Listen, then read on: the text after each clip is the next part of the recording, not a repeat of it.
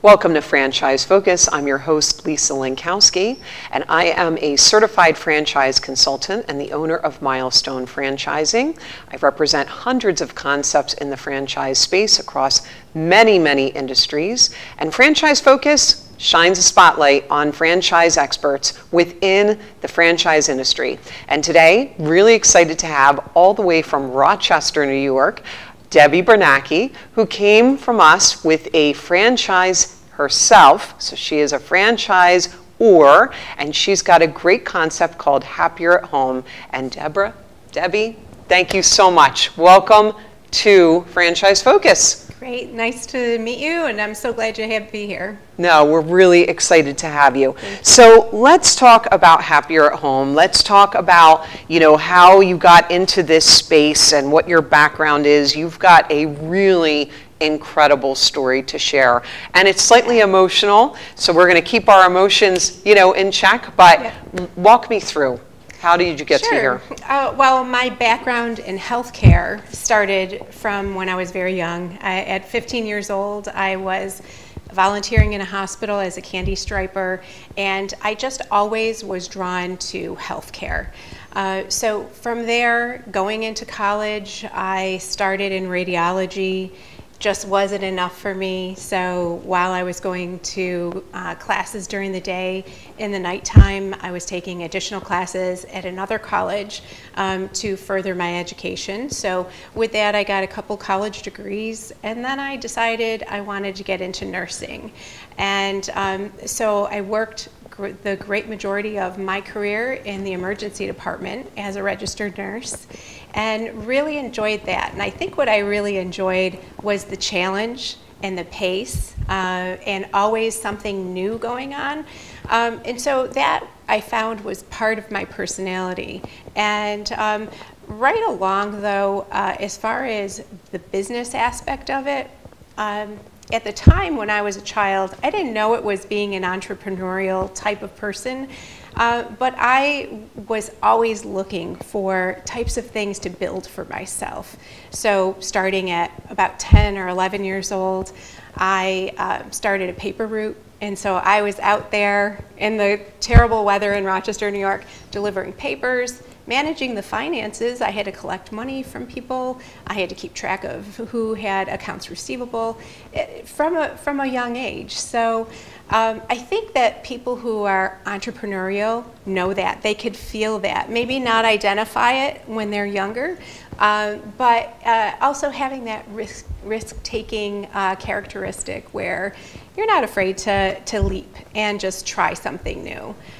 So as I was going along and working in the emergency department, I thought, well, it'd be great to start a business doing legal nurse consulting. I had looked into it in part of my advanced education in nursing. I wrote a paper about it, and I thought, you know what, this is something I'd love to do. So I started a business doing the legal nurse consulting, and it was going really well. With the exception of the attorneys that were my clients only wanted me to do the work. I started bringing on more nurses, and that's what you need to do to grow and to create a business. And they just wanted me to do the work. So I thought, wow, this is becoming a job. It's not an actual business that I could grow, and I wasn't feeling connected to patients and helping people. So it was something that I was considering selling, and always had in the back of my mind that I'd love to start a home care business. And working in the business versus working on the business is such a distinction that often people are so far into it that they can't see their way out. Right. And someone will say to me, how do you know when you can franchise a business? And I go, when you're not working in it.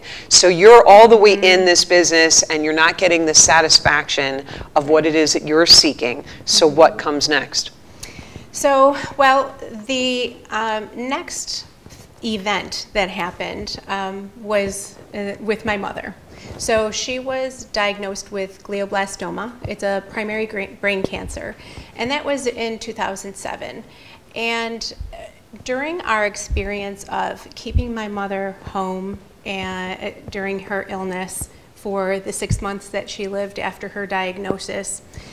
I was on the consumer side of it. I saw how really poorly run home care companies were. I didn't agree with how they were treating the clients, being the patient and the family. And I thought to myself, wow, this is horrible. And I'm a huge advocate. I can speak up for people in need. I could speak up for my family and for my mother. But at that time, it just seemed that even though I knew what to do and I can work hard to advocate for my family, that there were so many people who don't know how or won't speak up.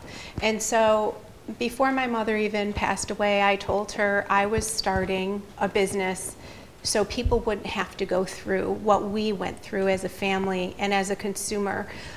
So that's what I did. And I told her, Mom, I'm starting this business. This is going to be done a different way and a better way.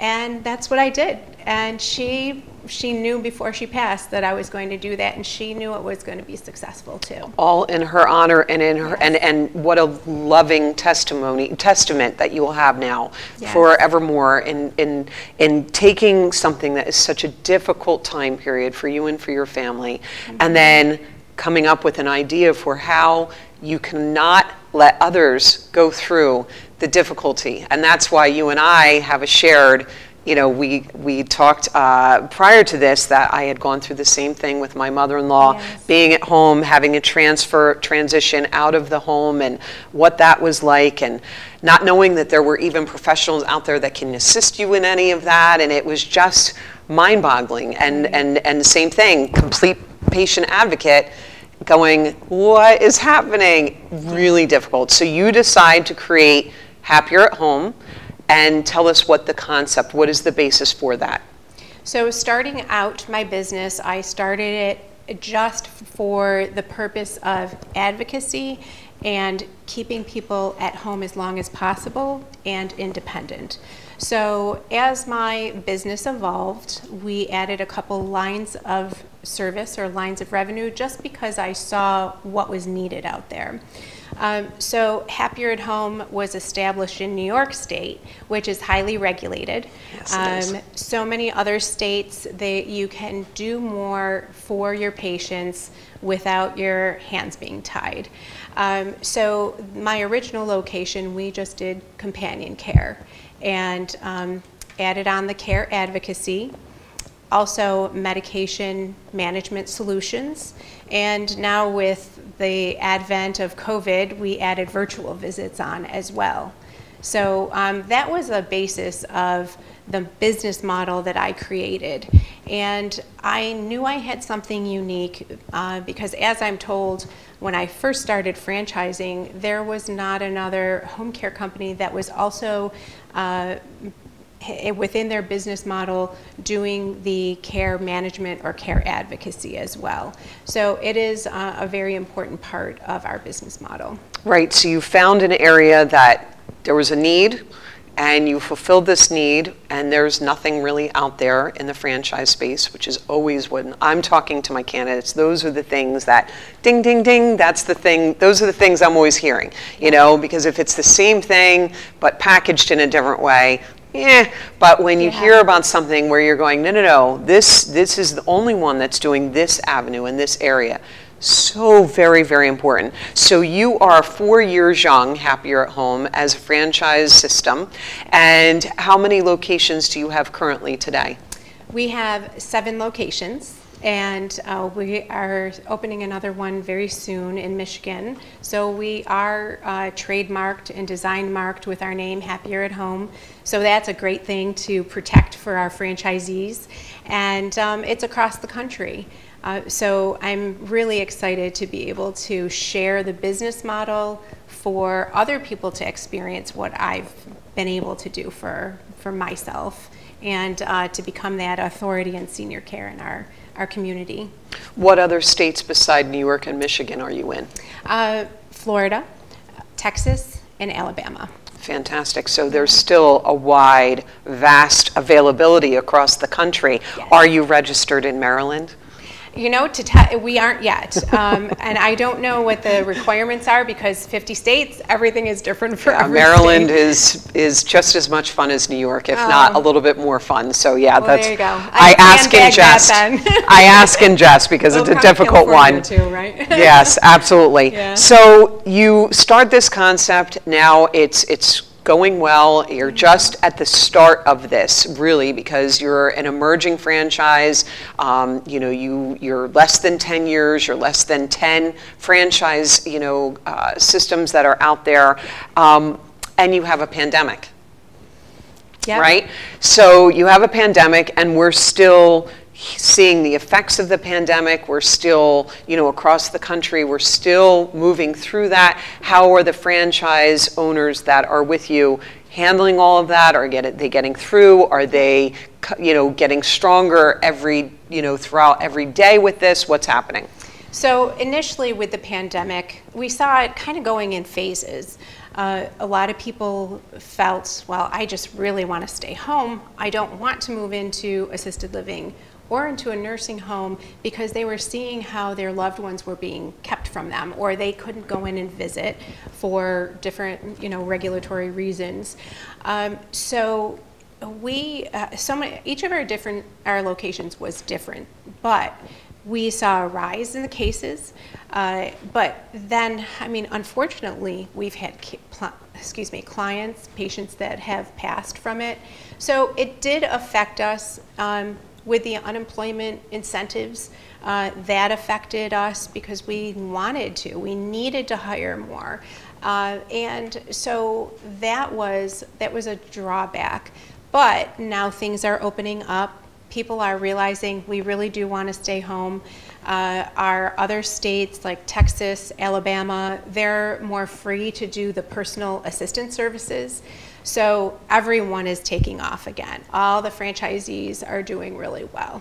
Fantastic. Yeah. Yes, such a difficult time for so many, and especially in this specific case, which, is so client focused and Yes. patient focused. And then you've got the unemployment issue, and there's just so many layers, and yet you're standing, you're all rising from, the ashes, Yes. and this is it. Like you're moving full steam ahead. What have you seen for the owners that are with you at this point? Is there a trend in the type of owners that are being attracted to your model, and why? Well, we are focusing on those that have business experience or are existing businesses. And that is my learning experience. I've had the experience of some that don't have the business experience, maybe even have a healthcare background. But I've seen that having the operational experience, the leadership, the business on business is huge. That is what I'm focusing more on. We have built our team to include a social media marketing manager, so we handle all of that for our franchisees. My VP of franchise development, he's out there making sure he connects with the right people, with the right types of candidates. Now, a lot of what we do are with independent pharmacy owners, and they're hit by regulations all over the country. And so they really need to be able to diversify their portfolio of services that they offer. With Happier at Home, we have private pay sources of revenue, so that's an important thing for them.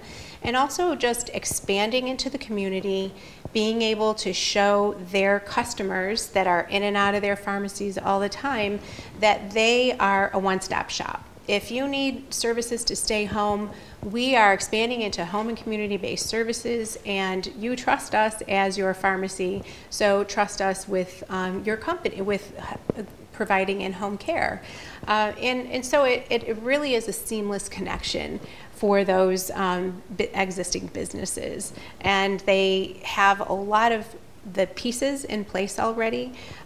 Certainly with the employment issue, I told you it's improving, but as an emerging franchisor, it's also allowed me to be able to, as the founder and CEO, act quickly. You know, we added those virtual visits. With a larger company, you're not able to pivot as quickly. But we do have my Vice President of Training and Field Operations. She's an educator by profession, and what she's done is created boot camps where we're helping the franchisees to really be accountable for recruiting, for the interviewing, onboarding, and getting them to work. So we have a great support system for our franchisees, and we really help you through anything that we see as maybe a problem that others have seen in the industry and that type of thing. Right, and be able to turn to it. And yes, going back to your original point that business development is key in business ownership. You know, it just is. And when someone does not have that critical piece, it's tough. They have a much more difficult time. And there's so much that goes into that business development and building your franchise in your community and getting it up and running and being that trusted, you know, source. So having, you know, these pharmacy owners that have this vertical integration with you, so smart, because it's a complementary service. The patients that are coming in, the clients rather that are coming in, can tend to want or need these services. They already trust this pharmacist, right? So it's such a smart collaboration for you to have aligned yourself with, which is fantastic. And so we see them as if we start out with patients, if a pharmacy owner owns a Happier at Home franchise, if they are gaining patients, then they may become a feeder to the pharmacy where they're now using that pharmacy or managing their medications at home. And likewise, from the pharmacy, they're a feeder to the home care business, all with the intention of keeping people as independent as possible and at home as long as possible, which then helps the pharmacy owner keep their customer base too. Wonderful. We're going to stop at this point and we're going to hear a quick word from our sponsors.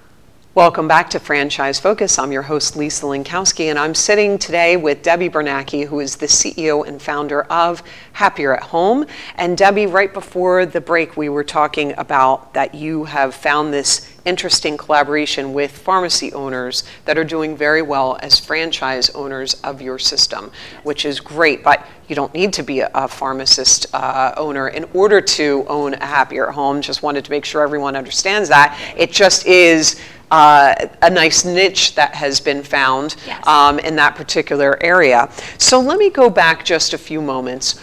When did you decide to franchise? Because I'm asked that all the time.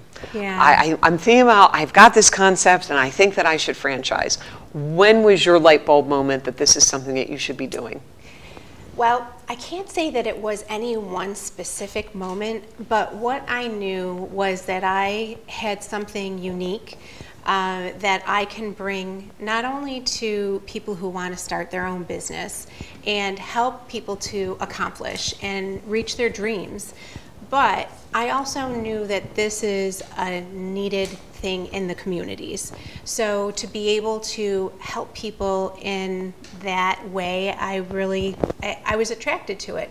The other thing about me is I always want to see what the next step is. You know, my corporate location is doing great, and at the time when I started thinking about franchising, it was doing wonderfully, and I thought, okay, what's the next step from here? And that's when I thought about franchising, and was very happy to be able to set another goal for myself, and I enjoy that whole process. I enjoy it. And was the actual process, because it's a really in-depth process, like really in-depth. It is. For once you decide that you want to go down that path, do you mind saying what company that you used for your franchising?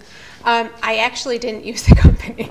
You didn't use a company No. to franchise your company? No. Okay. So I had my business attorney. Okay. That helped me with the FDD. And honestly, I didn't know what was going to be involved because you're right. It is expensive and it's really time consuming. I wrote every operating procedures from cover to back.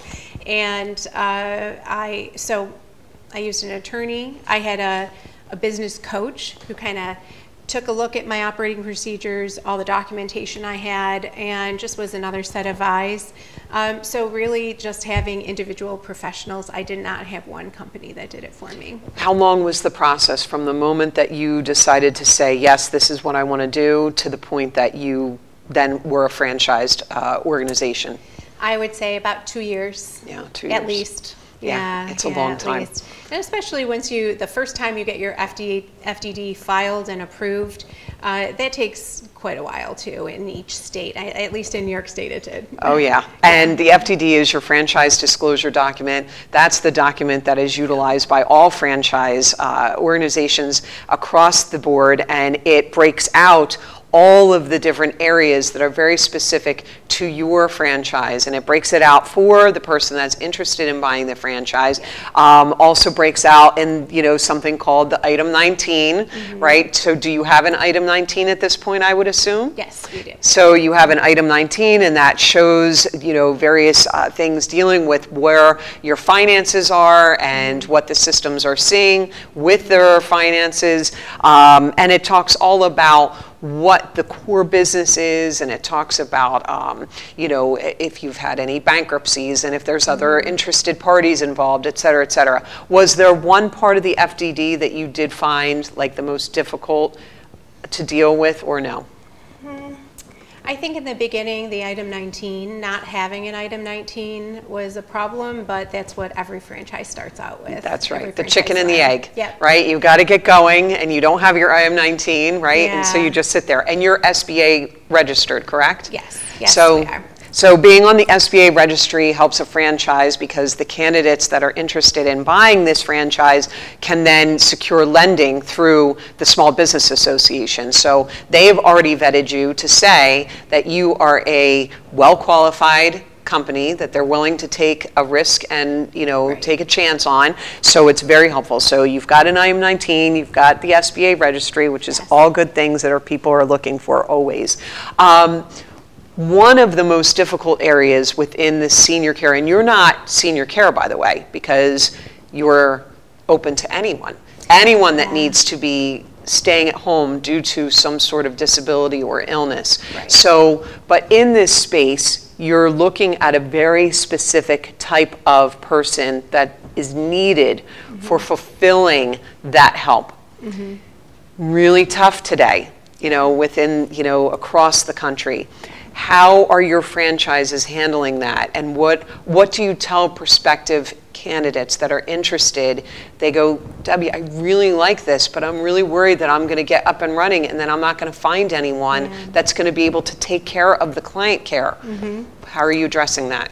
Well, it's extremely important to us because they're the face of our company in these communities. So during our training to begin with, we're making sure that we have excellent training for our franchisees. We have a training in Rochester, New York for at least 5 days, but there's a whole module specifically on recruiting and orienting, training our caregivers.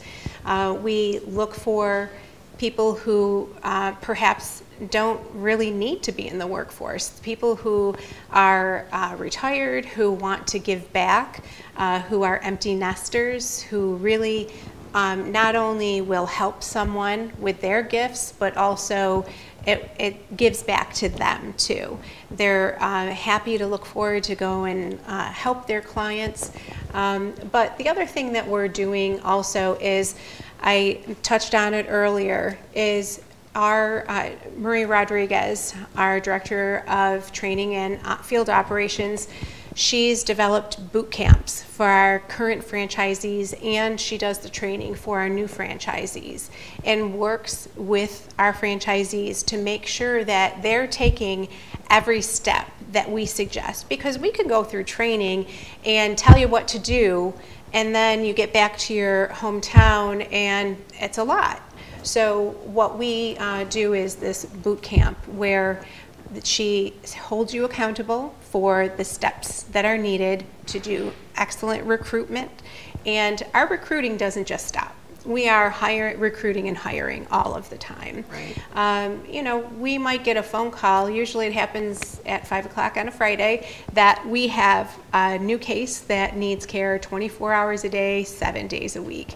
You never want to turn away cases like that, because number one, they need you, obviously, and number two, it means a lot of revenue for you. So we always are talking, we have formulas of how many people you should have on the bench ready to go, and at any point when our franchisees have questions, you know, we have monthly meetings and things like that, but also I'm accessible to them. Text, email, those types of things. And so if they just need a little bit of you know, advice on something, questions about something, I have close contact with my franchisees. That is the difference of a emerging franchise, by the way, that you get that access to the CEO, which is wonderful, always. So you are really working with your system to help address this, you know, really critical piece of this. And another question for the owners, are they looking at more of a semi-passive concept with this, or are they owner-operator all in, working in this, you know, 16 hours a day? Yeah, well, for the individuals that have joined our system, they work in it themselves. Okay. But for the business owners, the pharmacy owners, they usually are tapping someone on the shoulder that's within their system already, or hiring specifically. So they do need to have at least one full-time person working within the business all the time. And it gets busy pretty quickly because the business grows pretty quickly. So I help them and work with them to identify when it's good to add another person on, whether it's part-time or full-time, what type of person they should be, or a job description they should be looking at for that. But honestly, the pharmacy owners, they usually have someone else that runs it for them. Runs it for them. And when we do our field visits, then we're looking at everything that's going on there.